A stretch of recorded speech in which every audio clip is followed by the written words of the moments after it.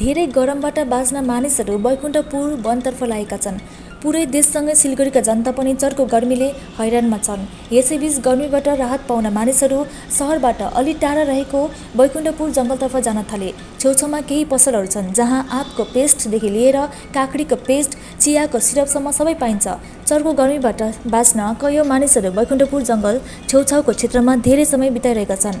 Yes सम्बन्धमा धेरैले सहरमा धेरै गर्मी भएकोले राहत पाउन र चिसो हावाको सास फेर्न यस क्षेत्रमा आउने गरेको बताए। সাময়িক শান্তি। আচ্ছা, আপনি কি রোজই আসেন এখানে?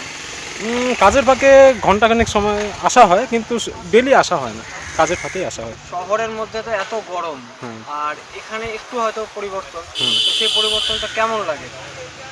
আরামদায়কই মনে হয়, কিন্তু বাড়িতে গেলে বা শিলিগুড়ি টাউনের ভিতরে আবার কাজের সূত্রে গেলে তখন আর ভালো লাগে না। আপনার কি রোজই আসা হয় এখানে? না, রোজই আসা হয় না, ওই যখন সময় পাই তখনই, দুদিনে হয়তো একবার। আপনার বাড়ি কোথায়? শিলিগুড়ি রবীন্দ্রনগর। নামটা বলুন। নাম সুমিত মৌলিক।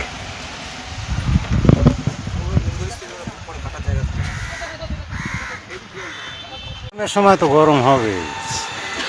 আপনার বাড়ি কোথায়? এই তো পাপিয়াপাড়া। আপনি কি রোজই আসেন হাওয়া খেতে? এই তো না, আমার ব্যবসা কিসের ব্যবসা? এই চায়ের ঘুগনি, দোকান কোথায়? এই যে বৈকুণ্ঠপুর ফরেস্টেই। কখন থেকে দোকান খোলেন? সকাল 6টা, আর বন্ধ? সন্ধ্যা 6টা। কেমন ভিড় হচ্ছে এখন?